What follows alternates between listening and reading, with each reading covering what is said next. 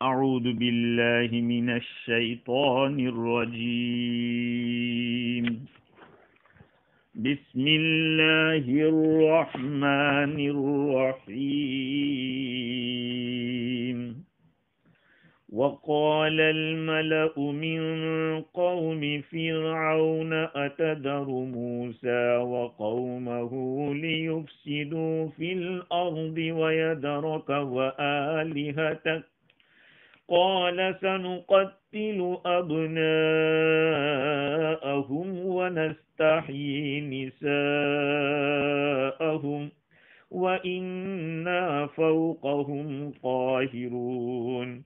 قال موسى لقومه استعينوا بالله واصبروا إن الأرض لله يورثها من يشاء من عباده والعاقبة للمتقين. قالوا أوذينا من قبل أن تأتينا ومن بعد ما جئتنا قال عسى ربكم أن يهلك عدوكم ويستخلفكم في الأرض فينظر كيف تعملون.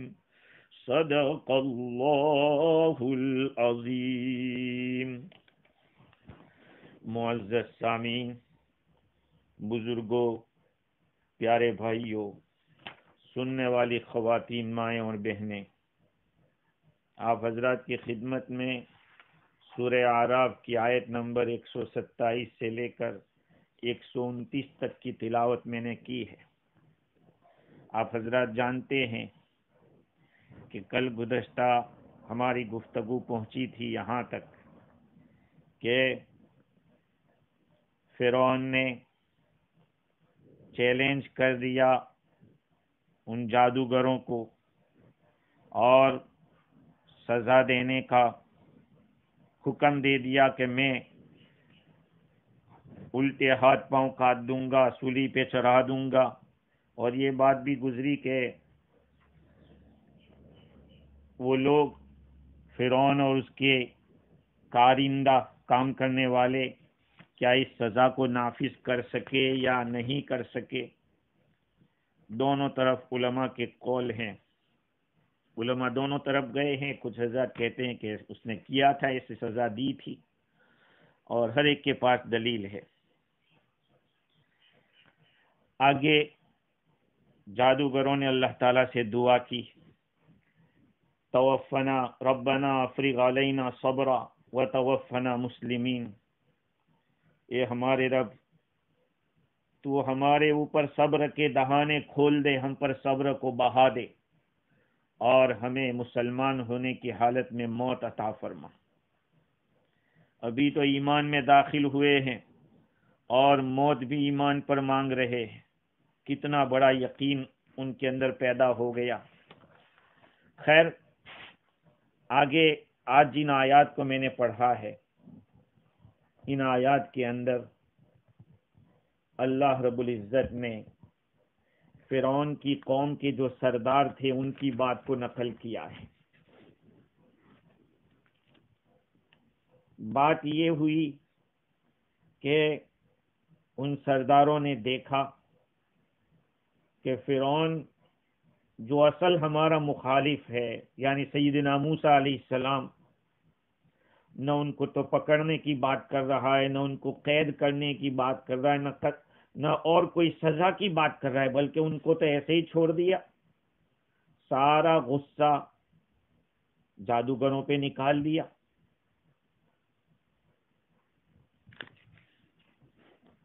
جب یہ بات دیکھی تو سرداروں نے فرعون کو اکسایا کہ اگر تو ان کو ایسے ہی چھوڑ دے گا، موسیٰ کو اور ان کی قوم کو، تو یہ زمین میں فساد پھیلائیں گے. سرزمین مصر کے اندر، یا وہ جو بھی مراد لیتا ہو زمین، یہاں تو چونکہ وہ مصر کا بادشاہ تھا تو سرزمین مصر ہی مراد لیں، اور فساد جو پھیلائیں گے وہ دینی اور دنیاوی دونوں قسم کے فساد ہو سکتے ہیں۔ تو ان کو چھوڑ دے گا تو یہی ہوگا کہ نہ تیری کچھ مانیں گے، نہ تیری عبادت کریں گے، اور لوگوں کو تیرے خلاف اکساتے رہیں گے۔ تو پھر ہمارے ملک کے اندر فساد ہوگا، برائیاں ہوگی۔ اصل میں بات یہ تھی کہ فرعون جب کبھی موسیٰ علیہ السلام کو دیکھتا تھا تو بہت زیادہ ڈر جاتا تھا، یہاں تک کہ سعید بن جبیر رحمۃ اللہ علیہ کی روایت مفتی شفیع صاحب رحمۃ اللہ علیہ نے تو یہ نقل کی کہ فرعون کا یہ حال ہو گیا تھا کہ جب بھی موسیٰ علیہ السلام کو دیکھتا تھا تو اس کا پائجامہ خراب ہو جاتا، پیشاب ہو جاتا تھا، اور اس میں کوئی شک نہیں کہ حق کی ہیبت کوئی الگ چیز ہے۔ جس کے پاس حق ہوتا ہے، جو حق پہ ہوتا ہے، اس کا ایک رعب ہوتا ہے۔ ہیبت حقس یہ از خلق نیس، یہ اللہ تعالیٰ کی طرف سے دیا ہوا رعب ہے، یہ مخلوق کی طرف سے نہیں ہوتا۔ اسی کو مولانا رومی رحمت اللہ علیہ نے بیان کیا، ہر کے ترسید از حق و تقوی گزید، ترسد زوے جن و انس و ہر کے دید۔ جو اللہ تعالیٰ سے ڈرتا ہے اور تقوی اختیار کرتا ہے، اس سے جنات و انسان اور جو کوئی دیکھتا ہے وہ ڈر جاتا ہے، اس سے ڈرتا ہے۔ شرط یہ ہے کہ ہم اللہ سے ڈریں، تقوی اختیار کریں۔ تو فرعون کا یہ حال ہو گیا تھا۔ ابن عباس رضی اللہ تعالی عنہما کی روایت ابن جریر نے نقل کی، جس کو آلوسی نے نقل کیا ہے، کہ جب جادوگر ایمان میں داخل ہو گئے اور موسیٰ علیہ السلام کے پیچھے پیچھے بنی اسرائیل میں سے بھی 6 لاکھ آدمی ایمان میں داخل ہو گئے، یہ سب دیکھا۔ اور بعض کتابوں میں لکھا ہے کہ قبطی بھی، جو فرعون کی قوم کے لوگ تھے، وہ بھی ادھر مائل ہونے لگے۔ تو سرداروں کو ڈر لگا کہ کیسے ہو سکتا ہے کہ ادھر موسیٰ کو بھی چھوڑ دیا جائے کہ جاؤ جو کرنا ہو کرو، اور ادھر فرعون کی بھی کوئی رسپیکٹ نہیں رہے گی، اس کے معبودوں کو بھی چھوڑ دیا جائے گا۔ اللہ تعالیٰ اسی کو بیان کرتے ہیں، وَقَالَ الْمَلَأُ مِنْ قَوْمِ فِرْعَوْنَ، فرعون کی قوم کے سرداروں نے کہا، أَتَذَرُ مُوسَى وَقَوْمَهُ لِيُفْسِدُوا فِي الْأَرْضِ، کیا تو موسیٰ کو اور اس کی قوم کو چھوڑ رہا ہے تاکہ وہ زمین میں فساد کریں، وَيَذَرَكَ وَآلِهَتَكَ، اور تجھے اور تیرے معبودوں کو چھوڑ دے۔ قَالَ سَنُقَتِّلُ أَبْنَاءَهُمْ وَنَسْتَحْيِي نِسَاءَهُمْ وَإِنَّا فَوْقَهُمْ قَاهِرُونَ۔ فرعون نے کہا کہ ہم ان کی اولاد کو قتل کر دیں گے اور ان کی عورتوں کو چھوڑ دیں گے، یقیناً ہم ان کے اوپر آج بھی غالب ہیں، ہم ان کے اوپر غالب ہیں۔ ایک غور کرنے کی بات میں نے کہیں دیکھی تو نہیں، لیکن بھی سوچ رہا تھا تو یہ بات ذہن میں آئی کہ دنیاوی اعتبار سے لوگ یہ چاہتے ہیں کہ ان کی اولاد خوب ترقی کرے اور آگے بڑھے، یا یہ کہ جو ہماری پرورش میں ہے وہ آگے بڑھے اور خوب ترقی کرے۔ لیکن حقیقی اولاد یا جو پروردہ اولاد ہے، پروردہ جو ہے یا ایڈوپٹیڈ سن ہے، اگر کوئی دینی اعتبار سے ایسی بات لاتا ہے جو باپ کے یا پرورش کرنے والے کے عقائد کے خلاف ہو تو اس کو برداشت نہیں کیا جاتا، یہ سوچ کر نہیں کہ یہ حق ہے تو اس کو لے لیں۔ دنیا کے اندر دیکھا جاتا ہے سیدنا ابراہیم علیہ السلام نبی ہیں، اور ان کا حقیقی باپ بت فروش ہے، بتوں کو بیچ رہے ہیں، لیکن چونکہ ان کے عقیدے کے خلاف بات تھی، سیدنا ابراہیم علیہ السلام کی دعوت نہیں مانی، فرعون موسیٰ علیہ السلام اس کی پرورش میں رہے، یہ نبوت کی بات کر رہے ہیں اور حق بات کر رہے ہیں، چونکہ اس کے عقیدوں کے خلاف ہے، اس کے بلیوز کے خلاف ہے، تو موسیٰ علیہ السلام کی بات کو نہیں مانا اس نے۔ خیر، تو بات یہ ہے کہ فرعون کی قوم کے سرداروں نے کہا کہ تو موسیٰ کو اور ان کی قوم کو چھوڑ رہا ہے تاکہ زمین میں فساد پھیلائیں، یعنی لوگوں کے دین کو خراب کریں گے جس دین کے اوپر وہ ہے۔ جب وہ ان کے دین کو خراب کریں گے تو دھیرے دھیرے پورے ملک پر ان کا قبضہ ہو جائے گا، اور جس سے ہم ڈر رہے ہیں وہ بات پیش آ جائے گی۔ آگے کا ہوا یا ذرا کا ہوا آلہہ تک، تو ان کو اس لیے چھوڑ رہا ہے کہ تجھے بھی چھوڑ دے اور تیرے معبودوں کو بھی چھوڑ دے۔ یہ جو عبارت ہے وَيَذَرَكَ وَآلِهَتَكَ، اس میں قرأتیں تو بہت ہے، ایک تو وَيَذَرُكَ بھی ہے، وَيَذَرْكَ بھی ہے۔ خیر، علامہ زمخشری کے حوالے سے امام رازی نے لکھا کہ وَيَذَرَكَ وَآلِهَتَكَ کا مطلب یہ ہے کہ جیسے تو ان کو چھوڑے گا تو یہ زمین میں فساد کریں گے اور تجھ کو بھی چھوڑ دیں گے، تیرے معبودوں کو بھی چھوڑ دیں گے، ایک مطلب یہ ہے۔ اور دوسرا مطلب یہ ہے کہ تو موسیٰ کو اور اس کی قوم کو چھوڑ رہا ہے تاکہ زمین میں فساد کرے اور پھر تجھے بھی چھوڑ دے اور تیرے معبودوں کو بھی چھوڑ دے۔ اور ایک مطلب یہ ہے کہ کیا تو موسیٰ کو اس لیے چھوڑ رہا ہے کہ زمین میں فساد کرے، اور یہ کہ تجھے اور تیرے معبودوں کو چھوڑ دے، اس لیے چھوڑ رہا ہے۔ تینوں اقوال زمخشری نے لکھے ہیں، اور مقصد یہ ہے کہ فرعون کو اکسانا ہے کہ تو نے موسیٰ کو تو کچھ کہا ہی نہیں، جو اصل مخالف ہے اس کی تو چھوڑ دیا۔ ایک سوال ہوتا ہے کہ فرعون کے معبود کہاں آئے؟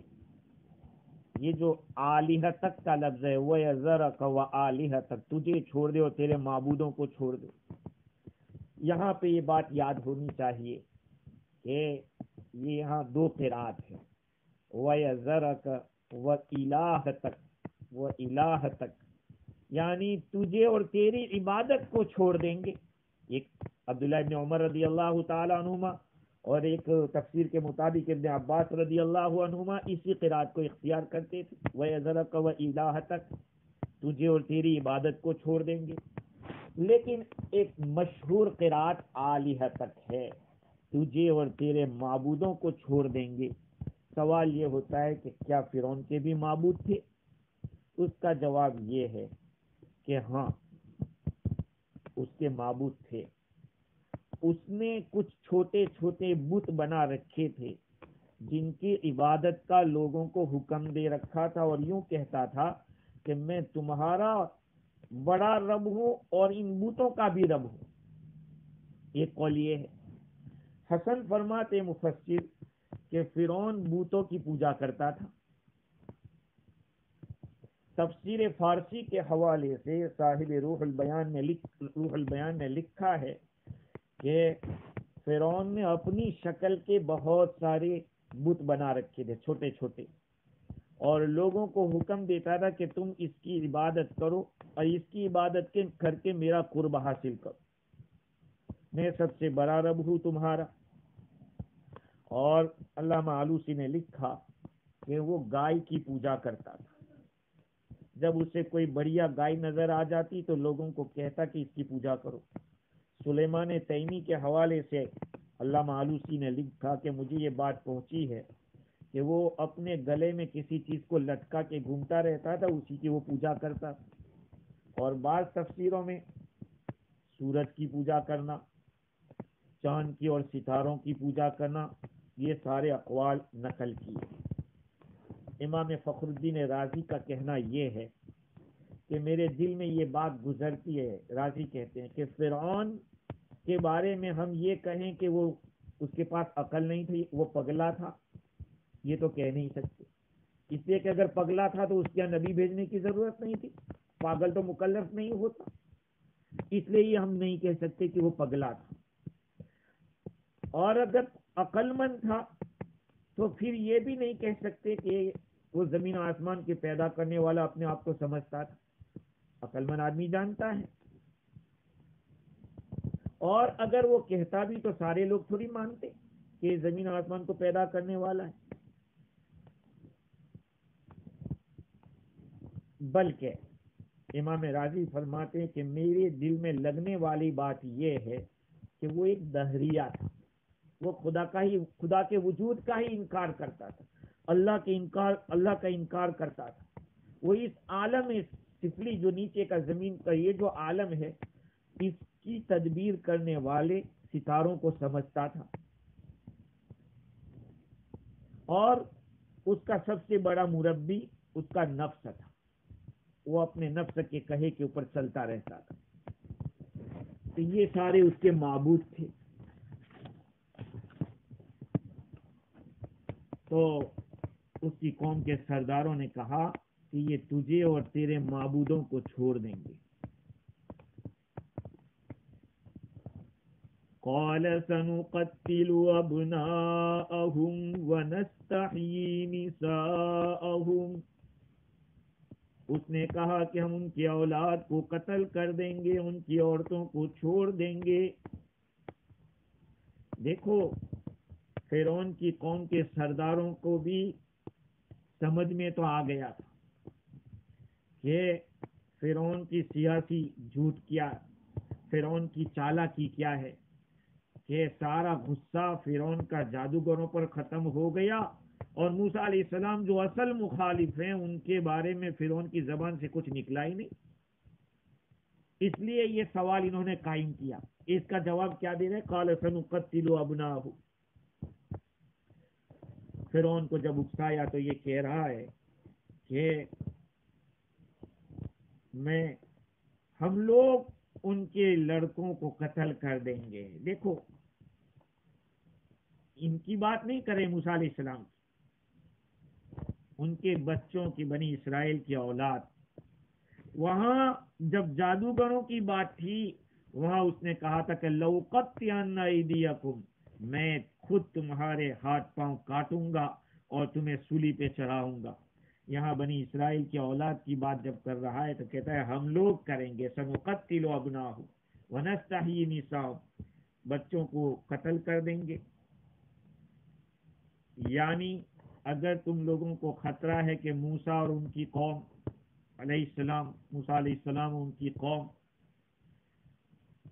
جمع ہو کے زمین میں فساد کریں گے، تو اس کا علاج میرے پاس یہ ہے کہ ان کی اولاد کو قتل کرتا رہوں گا، لڑکوں کو، تو ان کی میجورٹی ہوگی ہی نہیں، میجورٹی ہم کم کرتے رہیں گے، عورتوں کو زندہ رکھیں گے تاکہ ان سے خدمت لیتے رہیں، ان کو باندیاں بنا کے۔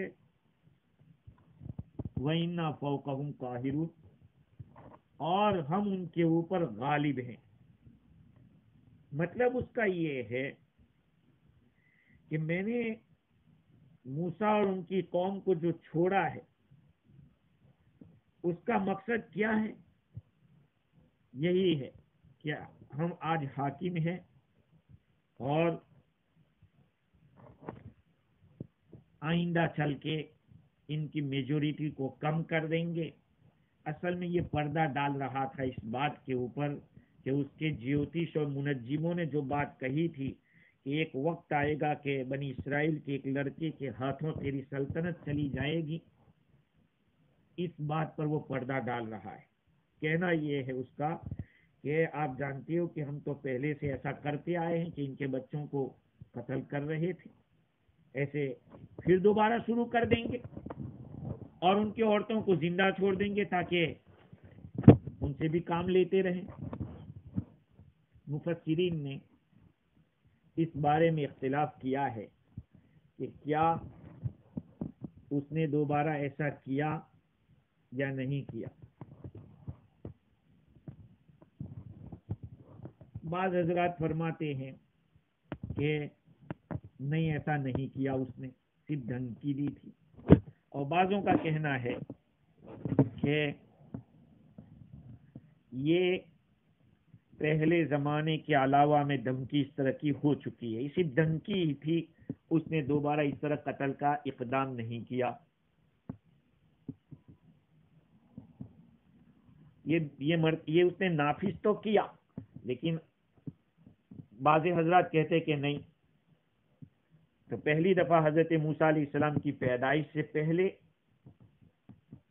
جس کا ناکام ہونا، ان کی اس سازش کا ناکام ہونا لوگوں کو پتا چل گیا کہ موسیٰ علیہ السلام رہے، اس زمانے میں پیدا ہوئے پھر بھی، مگر جب اللہ تعالیٰ کسی قوم کو رسوا کرنا چاہتے تو ان کی تدبیریں ایسی ہی ہو جایا کرتی ہے جو انجام کار ان کی تباہی کا سامان ہوتا ہے.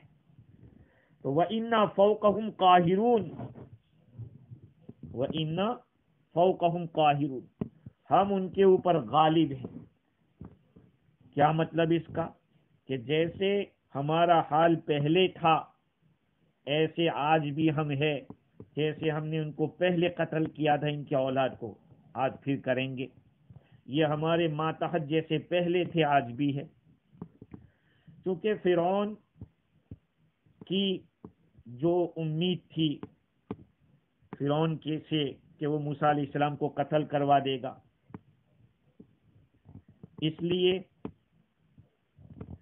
ان درباریوں نے موسیٰ علیہ السلام کے قتل کی بات نہیں کی فرعون کے سامنے کہ ان کو قتل کر دے، کیونکہ موسیٰ علیہ السلام کا معاملہ دیکھ لیا کہ عصا ڈالیں گے تو سبھی لقمہ بن جائیں گے اس اژدہے کا. اس لیے فرعون کے جو سردار تھے اس کی قوم کے، انہوں نے موسیٰ علیہ السلام کے قتل کی بات کو دوبارہ نہیں کہا. اور فرعون نے جو بات کہی ہے وہ اشارہ کر رہا ہے کہ موسیٰ ان کی بات کے اوپر بہت زیادہ توجہ دینے کی ضرورت نہیں ہے،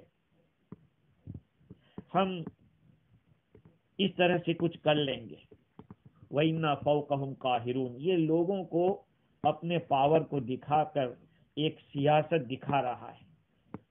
بات اس نے جو کہی ہے، یہاں جو الفاظ استعمال کیے، علامہ طیبی رحمۃ اللہ علیہ فرماتے ہیں کہ انداز اس کا حکمت والا ہے، چاہے وہ بیوقوف کی زبان سے نکلا ہے. اِنَّهُ مِنَ الْأُسْلُوبِ الْحَكِيمِ وَإِنْ صَدَرَ مِنَ الْأَحْمَقِ. اس نے فرعون نے جو بات کہی ہے وہ ایسی ہے کہ یہ لوگ فساد نہیں کر سکیں گے. تم فساد کی بات کرتے ہو، یہ فساد نہیں کر سکیں گے. اور یہ بھی کہ ان کی طرف زیادہ توجہ دینے کی ضرورت نہیں، اس لیے کہ تو ہمارے ماتحت ہے، اور ماتحت کتنا سر اٹھا سکتا ہے. تو ان کا معاملہ جیسے پہلے تھا آج بھی ویسا ہی ہے، لہذا ان کو قتل کرنے کا کوئی فائدہ نہیں ہے، بیکار ہے ان کو قتل کرنا، چھوڑ دیجئے. اس طرح سے اس نے بات لپیٹ کر کہی. جب یہاں تک بات ہو گئی، بنی اسرائیل کو اس معاملے کی خبر ہو گئی کہ فرعون نے دوبارہ اس طرح کی وارننگ دی ہے، بنی اسرائیل کو قتل کیا جائے گا، ان کے لڑکوں کو اور ان کی عورتوں کو زندہ چھوڑ دیا جائے گا. جب یہ بات معلوم ہوئی بنی اسرائیل کو تو بطور تسلی کے حضرت موسیٰ علیہ السلام نے اپنی قوم کو اچھے انجام کا وعدہ کیا. فرمایا کہ گھبراؤ مت، پریشان مت ہو. موسیٰ علیہ السلام نے جو ان کو نصیحت کی ہے وہ بھی بڑے اچھے اسلوب میں. قال موسیٰ لقومہ استعینوا باللہ واصبروا. موسیٰ علیہ السلام نے اپنی قوم سے فرمایا، جب وہ پریشان ہو گئے تو فرمایا بطور تسلی کے، استعینوا باللہ واصبروا، اللہ تعالی سے مدد مانگو اور صبر کرو. ان الارض للہ، ساری زمین اللہ کی ہے. یورثها من یشاء من عبادی، اللہ تعالیٰ جسے چاہتا ہے اپنے بندوں میں سے اس کو مالک بناتے ہیں. والعاقبۃ للمتقین، اور اچھا انجام پرہیزگاروں کے لیے ہے. اچھا انجام پرہیزگاروں کے. دیکھو موسیٰ علیہ السلام نے 2 باتوں کا حکم دیا اور 2 باتوں کی بشارت دی. اللہ تعالیٰ اسی کو اس لیے موسیٰ علیہ السلام کے قول کو نقل کر رہے ہیں. موسیٰ علیہ السلام نے اپنی قوم کو جو بتایا تھا، 2 باتوں کا حکم دیا اور 2 باتوں کی خوشخبری. پہلی بات تو یہ ہے کہ اللہ تعالیٰ سے مدد مانگو.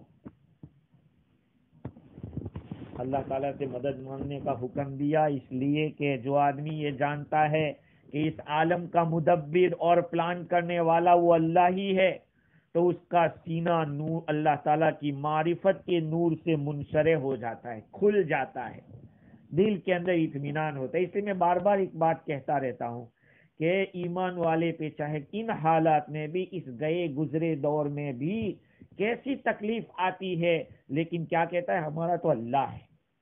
یہ لفظ غیروں کے پاس نہیں ہے. ایک ایمان والا یہ بولتا ہے کہ ہمارا تو اللہ ہے، غیر یہ نہیں کہہ سکتا. جب بندہ یہ سوچتا ہے کہ سب پلاننگ، سب طاقت اللہ کے ہاتھ میں ہے، تو مصیبتوں کی جتنی بھی کچھ قسمیں ہوگی سب آسان ہو جائے گی. اس لیے کہ وہ یہ سوچے گا کہ یہ مصیبت بھی اللہ کی تقدیر سے آئی ہے، اللہ کے فیصلے سے آئی ہے.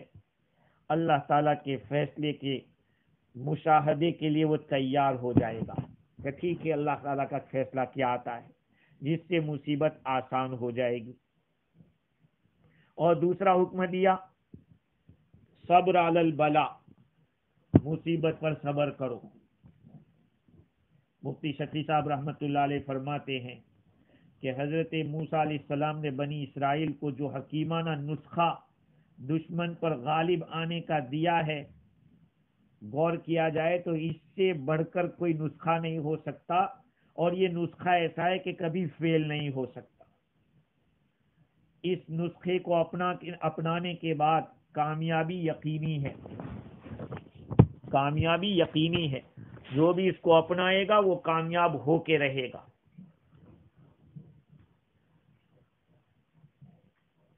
پہلا جز استعانت، اللہ سے مدد، یہ پورے نسخے کی روح ہے. کیونکہ خالق کائنات جس کی مدد پر آ جاوے تو ساری دنیا اس کی ہے. ہاں، ساری دنیا اس کی ہے. اسی کو فارسی میں کسی نے کیا کہا؟ خاک و باد و آب و آتش بندہ ان، با منو تو مردہ با حق زندہ ان. یہ مٹی، یہ ہوا، یہ پانی، یہ آگ، یہ سب بندے ہیں اللہ کے، سب غلام ہیں اللہ کے. میرے اور تیرے ساتھ تو یہ مردہ ہے، لگتے ہیں کہ ان میں جان نہیں ہے، لیکن اللہ کے ساتھ تو وہ زندہ ہے. اسی لیے حدیث شریف میں آیا، مفتی شفیع صاحب رحمۃ اللہ علیہ فرماتے ہیں کہ جب اللہ تعالیٰ کسی کام کا ارادہ کرتے ہیں تو اس کے اسباب خود بخود مہیا کرتے چلے جاتے ہیں. واقعتاً یہ تو تجربے کی میں بات کر رہا ہوں. مجھے جب یہاں پہ آنے کا تھا فیجی کے اندر، تو سارے کام صرف 15 دن میں ہو گئے تھے. اب تعجب کی بات ہے، بڑے تعجب کی بات. بس اللہ تعالیٰ کو جب کوئی کام کرنا ہوتا ہے، اس کا ارادہ ہوتا ہے، تو پھر وہ ساری کڑیاں ایک دوسرے کے ساتھ جوائنٹ کرتے چلے جاتے ہیں اور ہوتی چلی جاتی ہے. واللہ اکبر. اس لیے میرے عزیزو، دشمن کے مقابلے میں کوئی بڑی سے بڑی قوت انسان کے لیے کارآمد نہیں ہو سکتی جتنی اللہ سے مدد مانگنے کی صورت میں ہوتی ہے. بشرطے کہ طالب کی طلب سچی ہو، صرف زبان سے ہی بولنا نہ ہو، اپنے آپ کو قصوروار بھی سمجھے کہ ہم قصوروار ہیں اور اللہ پاورفل ہے، وہ جو چاہے جب چاہے جس سے چاہے جہاں چاہے کرا سکتا ہے. تو یہ پہلا نسخے کا پہلا حصہ ہے. اور دوسرا حصہ نسخے کا صبر ہے. صبر کے معنی ہے اپنے آپ کو روکنا، حبس النفس اما تکرہ، دل نفس جس کو ناپسند کرتا ہے وہاں پہ اس کو روکے رکھنا کہ بس یہی کرنا ہے. طبیعت کے خلاف چیزوں پر ثابت قدم رہنا، نفس کو قابو میں رکھنا، صبر کرتے. صبر یہ نہیں ہے کہ آدمی روتا جائے پیٹتا جائے اور کہے کہ یہ صبر کرنا ہے صبر کرنا ہے. طبعی جذبات کو دبایا جائے، یہ ہے صبر. اللہ تعالیٰ نے غلبہ صبر کرنے، اللہ سے مدد مانگنے اور صبر کرنے والے کے لیے لکھ دیا ہے. ہر تجربہ کار آدمی، مفتی شفیع صاحب رحمۃ اللہ علیہ فرماتے ہیں کہ ہر تجربہ کار عقل مند آدمی جانتا ہے دنیا میں بڑے سے بڑے مقصد کے لیے بہت سی باتیں خلاف تباہ کرنی پڑتی ہے. اس کے لیے محنت مشقت برداشت کرنا پڑتا ہے، ضروری ہے. اور جس شخص کو محنت اور مشقت کی عادت ہو، اپنی طبیعت کے خلاف چلنے کی عادت ہو، وہ اکثر مقاصد میں کامیاب ہوتا ہے.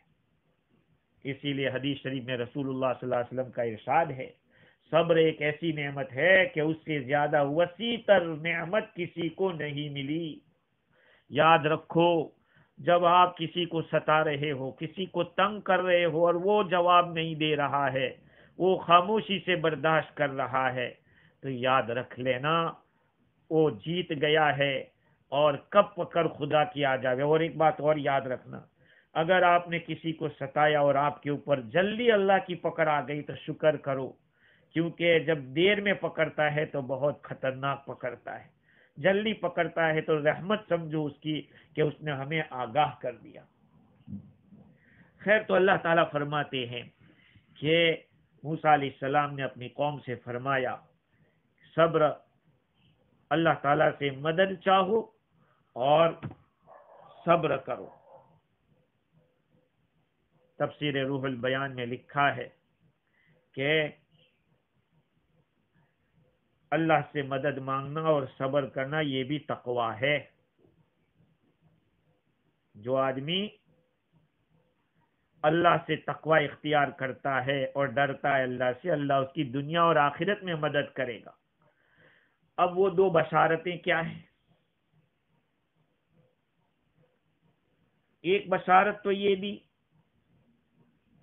ان الارض للہ یورثها من یشاء من عبادہ، ساری زمین اللہ کی ہے، اللہ تعالیٰ اپنے بندوں میں سے جسے چاہتے ہیں مالک بنا دیتے ہیں. یہ پہلی بشارت ہے. اس میں موسیٰ علیہ السلام نے انڈر گراؤنڈ سمجھا دیا کہ یہ سب تمہارا ہونے والا ہے. یہ بات سمجھ لو، مالک بنانا میراث کا مطلب یہ ہوتا ہے کہ اگلا چلا جاوے تو پچھلے کو مل جاوے.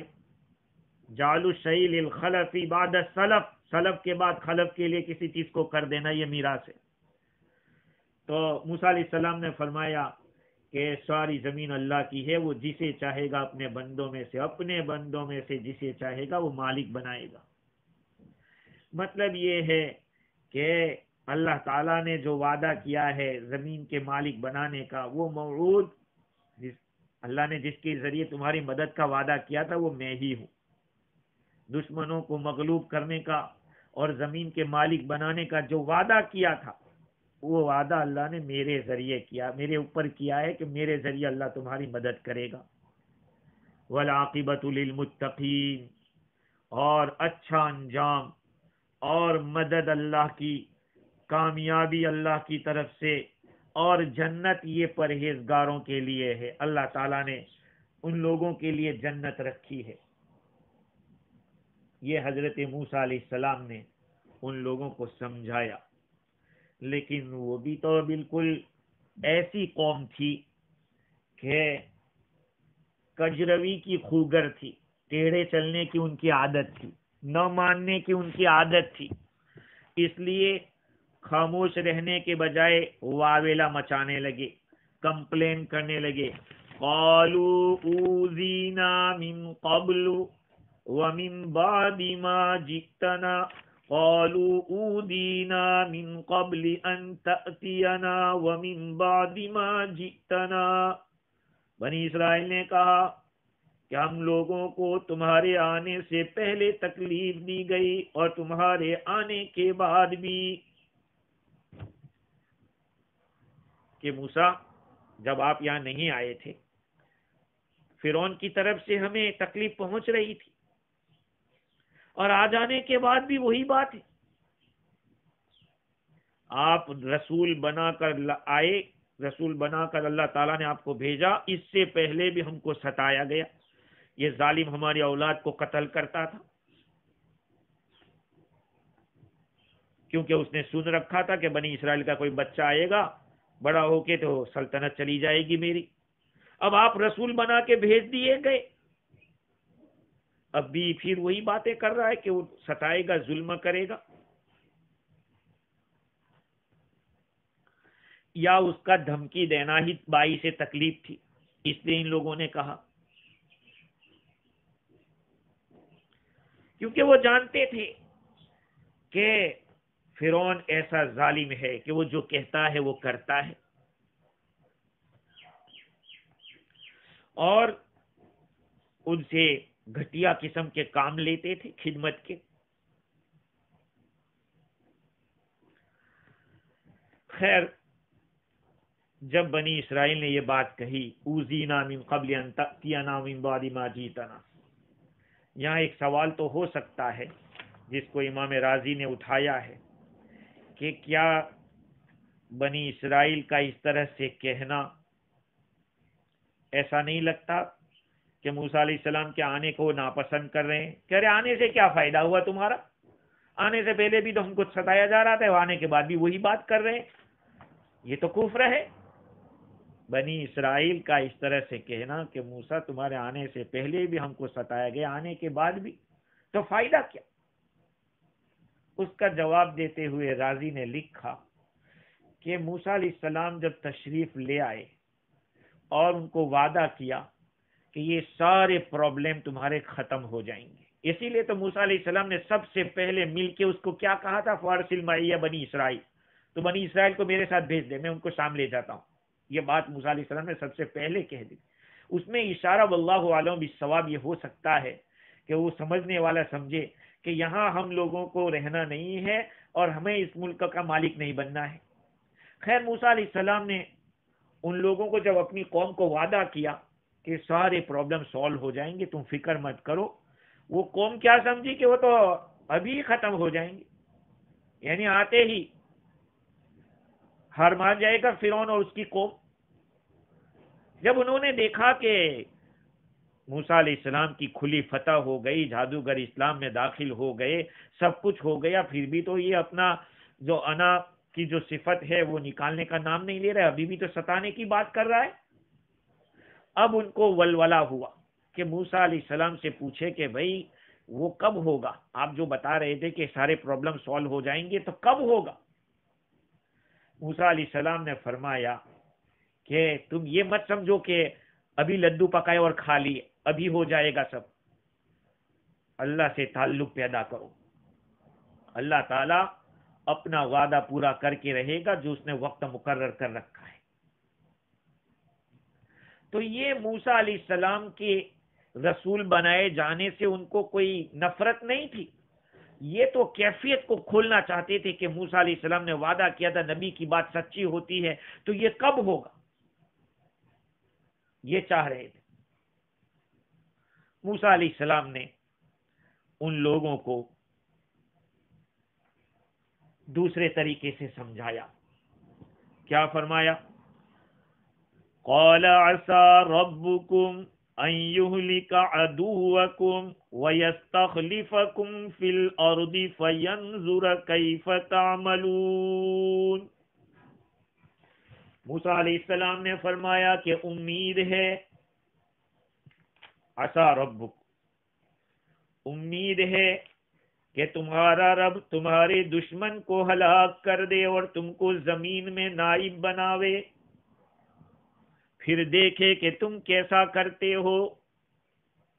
یہ ہے موسیٰ علیہ السلام کی طرف سے ان لوگوں کو وعدہ کرنا، چونکہ بنی اسرائیل تھے، ان کی طبیعت، ان کی سرشت سے واقف تھے موسیٰ علیہ السلام، اس لیے مناسب سمجھا کہ اس حقیقت کو کھول دیا جائے۔ فرمایا کہ یہ بات دور نہیں ہے جو میں تم سے کہہ رہا ہوں، تم ہماری نصیحت کو مانو، تمہارا دشمن بہت جلدی برباد ہوگا اور ملک پر تم کو قبضہ اور اقتدار ملے گا۔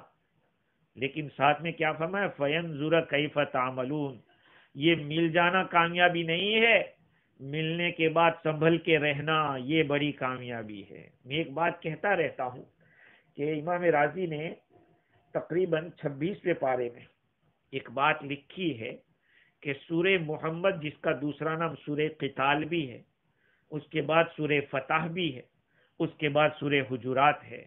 بھئی جنگ ہوتی ہے، پھر فتح ہوتی ہے، فتح کے بعد آدمی قابو میں نہیں رہتا، اس لیے سورہ حجرات میں اخلاق بتلائے کہ اخلاق کے ساتھ رہو، اس فتح کو ہضم کرنے کی بھی طاقت چاہیے۔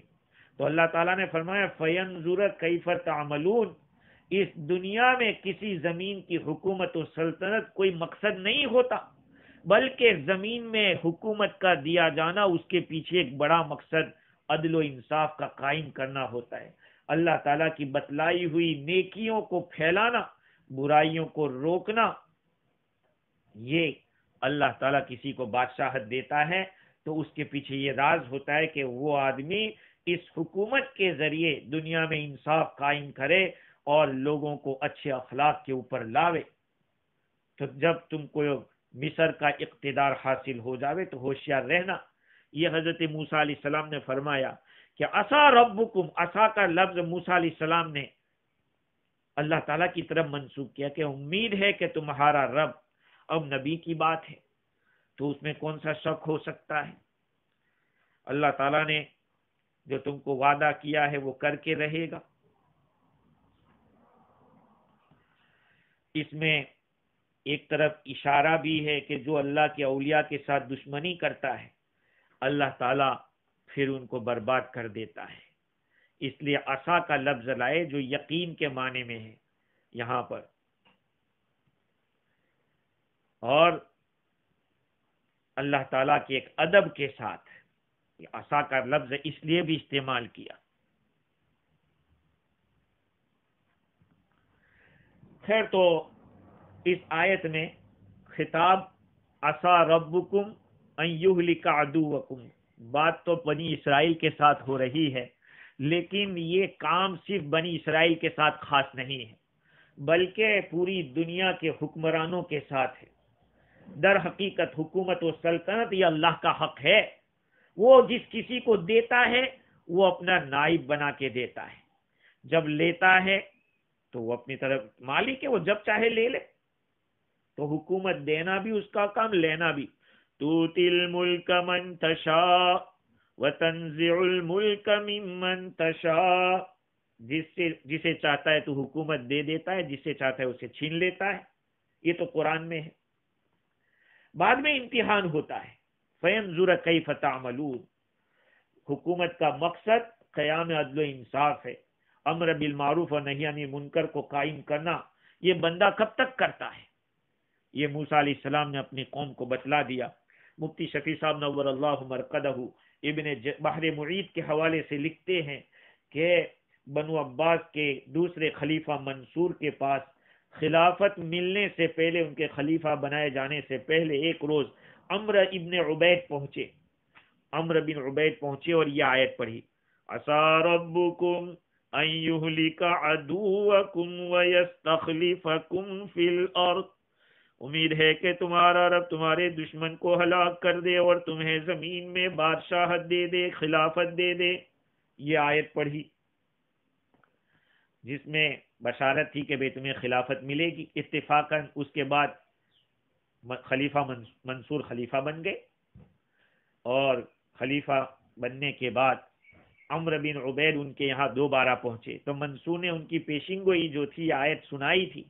یہ آیت مذکورہ انہوں نے سنائی، یاد دلائی کہ آپ نے جو ہمیں پیشین گوئی کی تھی خلافت ملنے کی. تو عمرو بن عبید نے خوب جواب دیا کہ ہاں، خلیفہ ہونے کی پیشین گوئی تو پوری ہو گئی، مگر ایک چیز باقی ہے. فَيَنْظُرَ كَيْفَ تَعْمَلُونَ، مطلب یہ کہ ملک کا خلیفہ اور امیر بن جانا کوئی فخر و مسرت کی چیز نہیں، کیونکہ اس کے بعد اللہ تعالیٰ یہ بھی دیکھتے ہیں کہ خلافت و حکومت میں اس کا رویہ کیا اور کیسا رہا. ہاں، اس کے بعد دیکھنے کا ہے کہ تم کیسے رہے. یہ بات صرف دنیا کے بادشاہ کی نہیں ہے. آپ اگر مسجد کے متولی ہے، کسی مدرسے کے محتمم ہے، یا اپنے گھر کے اگر بڑے ہیں، یا پھر کسی بھی سنستھا کے ذمہ دار ہیں، گاؤں کے سرپنچ ہے، سب کے لیے ہے کہ چھوٹی سی بھی طاقت اللہ کسی کو دیتا ہے، اس کے پیچھے ایک ذمہ داری ہوتی ہے. یہاں پر مفتی شفیع صاحب نے یہ بات بیان کی کہ آیت مذکورہ کے وعدے کا ایفا اور قوم فرعون کا مطلب یہ ہے کہ حضرت موسیٰ علیہ السلام نے ان کو جو بتایا کہ بھئی تم لوگ دیکھو، اللہ تعالیٰ خلافت دے گا، ہمیں بادشاہ زمین ہمارے ہاتھ میں آ جائے گی، لیکن اس کے بعد ہم لوگوں کو پورے عمل کرنے ہیں، وعدے جو کیے ہیں اس کو پورا کرنا ہے. نہیں کریں گے تو پھر اللہ کا عذاب آئے گا. چنانچہ اس کے بعد بنی فرعون اور اس کی قوم کے اوپر جو طرح طرح کے عذاب آئے، وہ ڈبو دیا گیا. وہ ساری باتیں آگے چل کر آنے والی ہے، کتنے عذاب آئے تھے وہ سب باتیں. لیکن میرے عزیزو، یہاں یہ بات ہمیں سمجھنے کی ہے کہ فَيَنْظُرَ كَيْفَ تَعْمَلُونَ کے تحت بعض مفسرین نے یہ بھی لکھا ہے کہ اللہ تعالیٰ یہ دیکھنا چاہتے ہیں کہ تم لوگ اگلوں سے عبرت لیتے ہیں یا نہیں. تم سے پہلے جو گزرے انہوں نے کیا کیا، ان کے ساتھ اللہ نے کیسا کیا. ان کے پاس بھی حکومتیں تھی، انہوں نے حکومت کے نشے کے اندر جب اللہ تعالیٰ کی نافرمانی کی تو فَيَنْظُرَ كَيْفَ تَعْمَلُونَ، اللہ تعالیٰ دیکھتا ہے کہ کیسا عمل کرتا ہے. دیکھنے کا معنی جاننا نہیں ہے، علم تو اللہ کو پہلے سے ہے. اللہ تعالیٰ بندے کو سزا اپنے علم کے مطابق، علم سے نہیں بلکہ بندہ کرے گا تب دے گا. ورنہ اللہ تعالیٰ دنیا قائم ہی نہیں کرتا، پہلے ہی سے جنت جہنم میں بھیج دیتا کہ تمہارے لیے جنت لکھی ہوئی ہے، جاؤ. نہیں، بندہ جب عمل کرتا ہے تو بات پکی ہوتی ہے. تو اللہ تعالیٰ اپنے علم ہی سے فیصلہ نہیں کر دیتا جب تک کہ خارج میں اس کا عمل بندے کا نہیں ہوتا. تو اللہ تعالیٰ دیکھنا چاہتے ہیں کہ بندہ کیسے عمل کرتا ہے. فَيَنْظُرَ كَيْفَ تَعْمَلُونَ. اور حدیث میں ہے کہ یہ دنیا سرسبز و شاداب اور میٹھی ہے. سرسبز بتایا اس لیے کہ عرب کے یہاں جب کوئی آدمی بہت ہی زیادہ خوشحال ہو اس کو کہتے ہیں یہ تر و تازہ ہے. دوسری بات یہ ہے کہ سبزی بہت دیر تک تازہ نہیں رہتی. یہ دنیا کو سرسبز جو کہا ہے، سبزی بہت دیر تک تازہ نہیں رہتی، وہ بہت جلدی باسی ہو جاتی ہے اور کملا جاتی ہے. یہ دنیا بھی ایسی ہے، لوگوں کو اپنے حسن سے اور اپنے ذائقے سے فتنے میں تو ڈالتی ہے. کچھ وقت تو تازگی نظر آتی ہے، بعد میں سب ختم ہو جاتی ہے. اس لیے کہا فَيَنْظُرَ كَيْفَ تَعْمَلُونَ. تم عبرت حاصل کرتے ہو اگلوں کے حالات سے اور اپنے انجام کے بارے میں غور و فکر کرتے ہو کہ نہیں. نہ رود مرغ سوئے دانا فراز، چوں دیگر مرغ بیند اندر بند. پرندہ جو دانا ڈالنے والا ہے ادھر نہیں جاتا. جب دیکھتا ہے کہ یہاں پر پرندہ پکڑا ہوا ہے، اس کو جال کے اندر پھنسا ہوا دیکھتا ہے یا پنجرے میں بند دیکھتا ہے تو دوسرا پرندہ نہیں جاتا. پند گیرت از مصائب دیگراں تا نگیرن دیگراں از تو پند. تو دوسروں کی مصیبتوں سے نصیحت حاصل کر، ایسا نہ ہو کہ لوگ تیری مصیبتوں سے نصیحت حاصل کریں. اس لیے ہم دیکھیں دنیا میں بڑے بڑے مالدار بھی آئے، بڑے بڑے صدر بھی آئے اور بڑے بڑے آئے، لیکن کیا ہوا؟ آج ان کا کوئی نام لینے والا نہیں ہے. کئی من مٹی کے نیچے پیوندے خاک بنے ہوئے ہیں. اپنے بارے میں سوچے کہ ہم بھی دنیا سے کس طرح جائیں گے. اس لیے لوگوں کے ساتھ اچھا سلوک کریں. اور کرسی کی تمنا میں نہ رہیں. اگر مل جائے اللہ کی طرف سے، لوگ اگر مجبور کر دیں تو پھر اس کا حق ادا کرے، بے انصافی سے بچیں. اللہ تعالیٰ میری بھی اور آپ کی بھی سب کی حفاظت فرماوے، علم نافع عطا فرماوے، قرآن مجید سے وابستگی عطا فرماوے. وآخر دعوانا ان الحمد للہ رب العالمین.